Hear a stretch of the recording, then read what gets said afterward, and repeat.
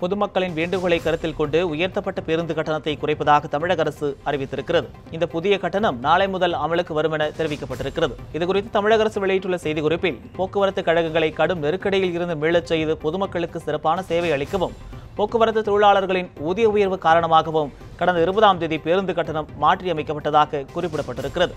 எனினும் பெரும்பான்மையான மக்களின் வேண்டுகோளை கருத்தில் கொண்டும் போக்குவரத்து கழகங்களின் நிதிநிலையை கருத்தில் கொண்டும் தமிழக அரசு நன்கு பரிசீலித்து பேருந்து கட்டணங்களை குறைத்து மாறுதல் செய்ய உத்தரவிட்டுள்ளதாக தெரிவிக்கப்பட்டிருக்கிறது. இதனால் நாளொன்றுக்கு அரசு போக்குவரத்து கழகங்களுக்கு 4 கோடி ரூபாய் நஷ்டம் ஏற்படும் என எதிர்பார்க்கப்படுகிறது எனவும், இந்த புதிய கட்டண அறிவிப்பு நாளை முதல் அமல்படுத்தப்படும் எனவும் தெரிவிக்கப்பட்டிருக்கிறது.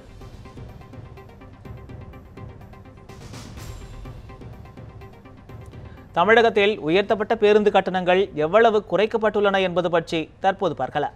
இதுகுறித்து தமிழக அரசு வெளியிட்டுள்ள செய்திக்குறிப்பில், பெரும்பான்மையான பொதுமக்களின் வேண்டுகோளை கருத்தில் கொண்டும் போக்குவரத்து கழகங்களின் நிதிநிலையை கருத்தில் கொண்டும் தமிழக அரசு நன்கு பரிசீலித்து பேருந்து கட்டணங்களை குறைத்து மாறுதல் செய்ய உத்தரவிட்டுள்ளதாக தெரிவிக்கப்பட்டிருக்கிறது. அதன்படி வெளியூர்களுக்கு இயக்கப்படும் சாதாரண பேருந்துகளில் கிலோமீட்டருக்கு 60 பைசாவிலிருந்து 58 பைசாவாகவும், விரைவு பேருந்துகளில் 80 பைசாவிலிருந்து 75 பைசாவாகவும் கட்டணம் குறைக்கப்படுகிறது. சொகுசு பேருந்துகளில் 90 பைசாவிலிருந்து 85 பைசாவாகவும், அதிநவீன சொகுசு பேருந்துகளில் 1 ரூபாய் 10 பைசாவிலிருந்து 1 ரூபாயாகவும் கட்டணம் குறைக்கப்படுகிறது. குளிர்சாதன பேருந்துகளில் 1 ரூபாய் 40 பைசாவிலிருந்து 1 ரூபாய் 30 பைசாவாகவும் கட்டணம் குறைக்கப்படுகிறது.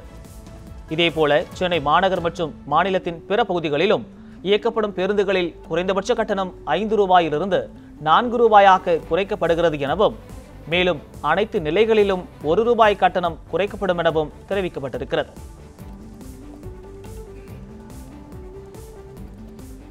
மாதாந்திர பயண அட்டை 1000 ரூபாய்க்கு தொடர்ந்து வழங்கப்படும் எனவும், முதியோர்களுக்கான கட்டணமில்லா பேருந்து அட்டைகள் தொடரும் எனவும் தமிழக அரசு அறிவித்திருக்கிறது. பேருந்து கட்டணங்கள் உயர்த்தப்பட்ட பின்பும் பள்ளி, கல்லூரி மற்றும் தொழிற்பயிற்சி பயிலும் மாணவர்களுக்கு கட்டணமில்லா பயண அட்டை மற்றும் முதியோர்களுக்கான கட்டணமில்லா பேருந்து அட்டை ஆகியவை தொடர்ந்து அளித்து வந்ததாக தெரிவிக்கப்பட்டிருக்கிறது. மாணவர்கள் மற்றும் முதியோர்களின் நலனை கருத்தில் கொண்டு தற்போது கட்டணங்கள் மாற்றி அமைக்கப்பட்ட பின்பும் அவை தொடர்ந்து நீடிக்கும் எனவும் தெரிவிக்கப்பட்டிருக்கிறது. இதேபோல 1000 ரூபாய்க்கான மாதாந்திர பேருந்து பயண அட்டையும் தொடர்ந்து வழங்கப்படும் என தெரிவிக்கப்பட்டிருக்கிறது. முடிந்த அளவு போக்குவரத்து கட்டணம் குறைக்கப்பட்டுள்ளதாக முதலமைச்சர் எடப்பாடி பழனிசாமி தெரிவித்துள்ளார். மதுரை விமான நிலையத்தில் செய்தியாளர்களிடம் பேசிய அவர், 2011ஆம் ஆண்டின் ஆட்சி மாற்றத்தின் போது போக்குவரத்து துறையில் 3392 கோடியே 15 லட்சம் ரூபாய் கடன் சுமை விட்டு செல்லப்பட்டதாக தெரிவித்தார். திமுக ஆட்சி காலத்தில் போக்குவரத்து கழகத்தின் 112 சொத்துக்களையும் அடமானத்தில் விட்டு சென்றதாகவும் தெரிவித்த முதலமைச்சர் எடப்பாடி பழனிசாமி, போக்குவரத்து ஊழியர்களுக்கு கூடுதல் ஊதியமாக 240 கோடியே 59 லட்சம் ரூபாய் வழங்கப்பட்டு வருவதாக தெரிவித்தார். எத்தனையோ சுமைகளுக்கு மத்தியில் கடந்த 6 ஆண்டுகளாக போக்குவரத்து துறையில் கட்டணம் உயர்த்தப்படவில்லை என்றும், தவிர்க்க முடியாத சூழ்நிலையிலேயே கட்டணம் உயர்த்தப்பட்டதாகவும் முதலமைச்சர் எடப்பாடி பழனிசாமி தெரிவித்திருக்கிறார்.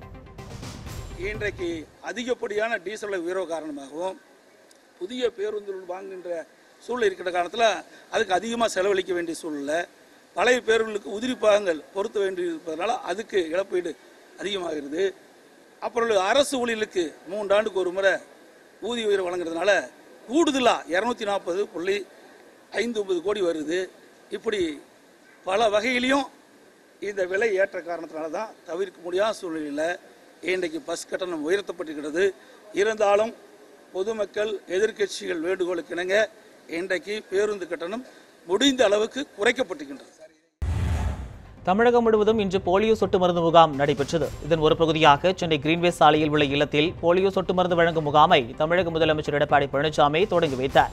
அதன் பின்னர் செய்தியாளர்களை சந்தித்த அமைச்சர் விஜயபாஸ்கர், தமிழகத்தில் போலியோ சொட்டு மருந்து வழங்க ஆரம்ப சுகாதார நிலையம், அங்கன்வாடி, மருத்துவமனைகள் மட்டுமல்லாமல் மக்கள் அதிகம் கூடும் பொழுதுபோக்கு இடங்கள் என 43,051 இடங்களில் முகாம் அமைக்கப்பட்டு சிறப்பு ஏற்பாடுகள் செய்யப்பட்டுள்ளதாகவும் அவர் தெரிவித்தார்.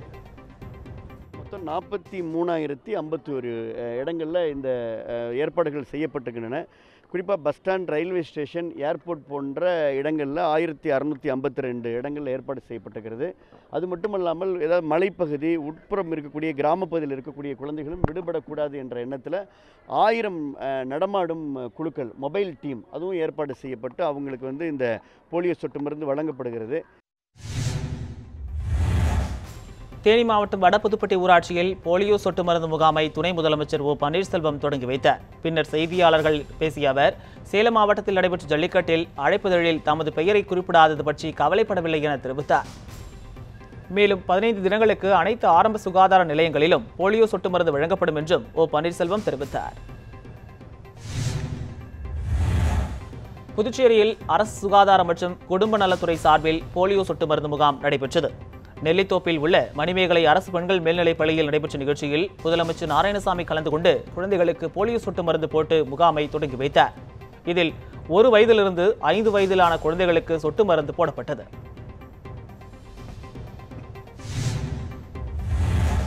நெல்லை மாவட்டத்தில் போலியோ சொட்டு மருந்து முகாமை மாவட்ட ஆட்சித்தலைவர் சந்தீப் நந்தூரி துவக்கி வைத்தார். நெல்லை மாவட்டத்தில் 2,64,000 குழந்தைகளுக்கு 1,758 மையங்களிலும் நடமாடும் மருத்துவ குழுக்கள் மூலமும் சொட்டு மருந்து வழங்க ஏற்பாடு செய்யப்பட்டிருக்கிறது. இதேபோல திருவள்ளூர், ராமநாதபுரம், சிவகங்கை, அரியலூர் உள்ளிட்ட மாவட்டங்களிலும் குழந்தைகளுக்கு போலியோ சொட்டு மருந்து வழங்கப்பட்டது.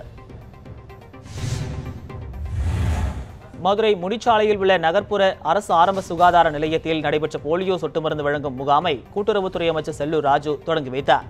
அப்போது பேசிய அவர், தமிழகம் முழுவதும் 43,051 மையங்களில் போலியோ சொட்டு மருந்து வழங்கும் பணி நடைபெற்று வருவதாகவும், இதன் மூலம் 71 லட்சம் குழந்தைகள் பயன்பெறுவார்கள் எனவும் கூட்டுறவுத்துறை அமைச்சர் செல்லூர் ராஜு தெரிவித்தார்.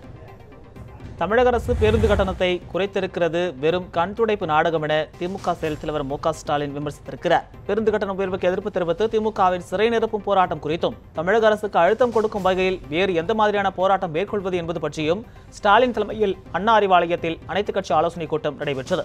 இதில் தமிழக காங்கிரஸ் கமிட்டி தலைவர் திருநாவுக்கரசர், மதிமுக துணை பொதுச் செயலாளர் மல்லை சத்யா, இந்திய கம்யூனிஸ்ட் கட்சியின் மாநில துணைச் செயலர் வீரபாண்டியன், சிஐடியு தலைவர் சவுந்தரராஜன், விடுதலை சிறுத்தைகள் கட்சி பொதுச் செயலர் ரவிக்குமார் உள்ளிட்டோர் பங்கேற்றனர். இந்த கூட்டத்திற்கு பிறகு செய்தியாளர்களிடம் பேசிய ஸ்டாலின், பேருந்து கட்டண உயர்வை முழுமையாக ரத்து செய்ய வேண்டும் என தெரிவித்தார். எனவே திட்டமிட்டபடி நாளை சிறை நிரப்பும் போராட்டம் நடைபெறும் எனவும், இதில் அனைத்து கட்சிகளும் பங்கேற்கும் எனவும் தெரிவித்தார். அரசின் நிலைப்பாட்டை பார்த்து மீண்டும் அனைத்து கட்சி கூட்டத்தை கூட்டி முடிவு செய்யப்படும் எனவும் ஸ்டாலின் அப்போது தெரிவித்தார். மறியல் போராட்டத்தை நடத்துவதென்று ஏற்கனவே முடிவு செய்திருப்பதை மீண்டும் அதை நினைவுபடுத்தி அந்த போராட்டத்தை வெற்றிகரமாக நடத்திட வேண்டும் என்று இந்த கூட்டத்தில் முடிவு செய்யப்பட்டிருக்கிறது. திராவிட முன்னேற்றக் கழகம் மற்றும் தோழமை கட்சிகள் ஒருங்கிணைந்து நடத்திய போராட்டங்களின் காரணமாகவும்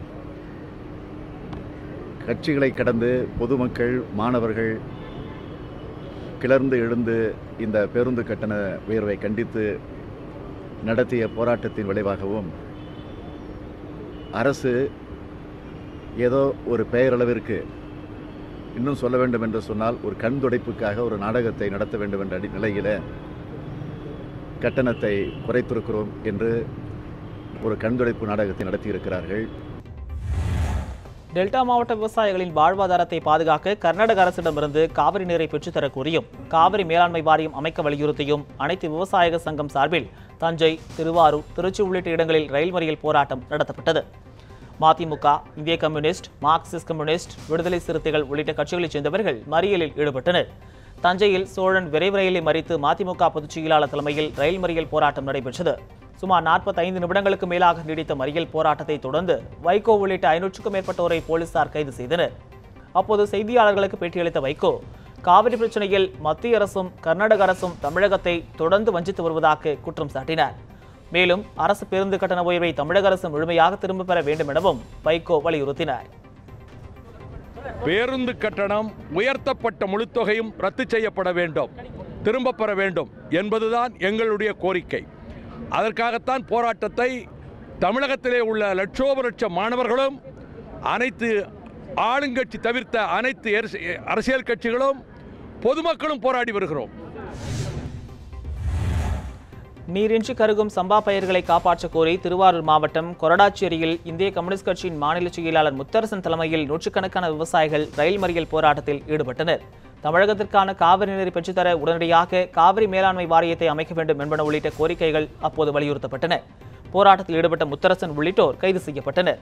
அப்போது செய்தியாளர்களிடம் பேசிய முத்தரசன், சம்பா சாகுபடி பணிகள் மேற்கொள்ளப்பட்டு தற்போது கதிர் வந்த நிலையில் காவிரி டெல்டாவில் 8 லட்சம் ஏக்கர் பயிர்கள் கருகும் நிலை உருவாகியுள்ளதாகவும் மேட்டூர் அணையில் இருந்து பிப்ரவரி மாதம் வரை தண்ணீர் திறக்காவிட்டால் விவசாயிகளுக்கு கடும் பாதிப்பு ஏற்படும் என்றும் அவர் தெரிவித்தார்.